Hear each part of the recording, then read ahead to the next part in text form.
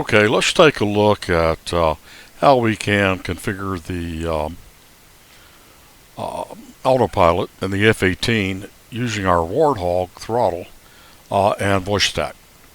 So because the Warthog models the A10, it doesn't match the F-18. And there are no direct, but there are actually, but they're not called these. And so we have UFC, which is upfront controller 1, 2, 3, 4, and 5. And so what we're going to be doing is using voice attack to set for, I've got a three-way switch here. And in some cases, DCS gives you the ability to use a three-way switch, and it recognizes it as a three-way switch. Here, it does not. So if I want to go, so I did program a button for the autopilot, and that pulls that up. Now, if I want to go heading select, I'm going to push forward on my Warthog, which says path, but I'm going to use that for a heading hold. And so I'll push that forward, and you can see that actually what that does, it does two things. It first does an A, which turns the autopilot off, and then it does the heading select, which is UFC 2. Now, the middle position is the altitude and heading hold. So, because it's not a three position in DCS, I actually have to mimic that in voice stack. So now I'm going to pull back to the middle position, and what it does, it turns it off, presses A, and then it does a control, the UFC, it does a right control, right alt 2, and a right control, right alt 3. Now if I want to go just to altitude, which is in the aft position for this three-way switch, it'll turn it off, and then it does a UFC 3. Well, how do I return back to the 2? Well, I'll show you that. What I actually have to do is detect a release on both the heading select and the altitude select, which then does this. Presses an A and it turns them back on. I go back, just heading select, presses A, turns heading select on. I go back to the middle. It detects the release and it does it again. So you can see that it does what I want. I can only do three things with it because it's just a three-position switch.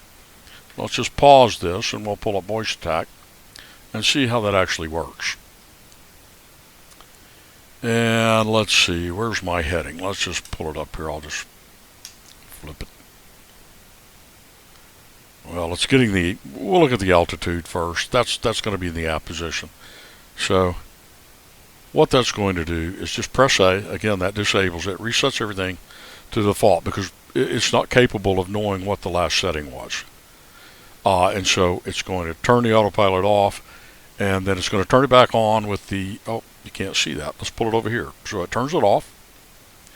And whenever I press this button, joystick 1, button 28, that's my aft position on that autopilot three-position switch. It turns the autopilot off, and then it does a right control, right alt 3, which turns the altitude control on.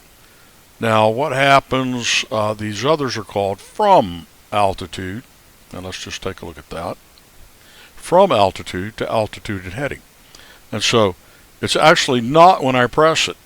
It's going to be when I release it, and I'll show you that. Shortcut is only invoked when all buttons only when all buttons are released. And so whenever I release that, in other words, when I go from aft to middle again, it senses button 28 being released.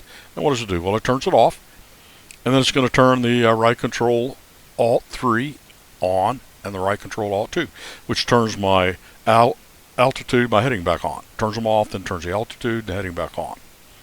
And so then I've got another one that does the same thing from the heading.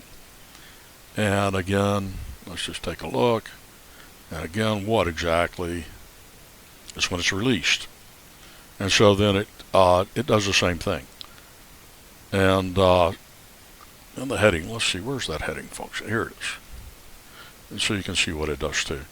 It just turns it off because again, it doesn't know where it was, what it was doing before, so it just resets it to a default setting, which is off, and then it turns it on, just the heading hold.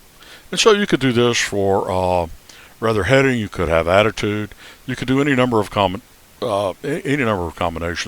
Really, this is just how to emulate some of the built-in functions for DCS whenever a particular function for a 3-position switch is not built in. You can simulate it like this.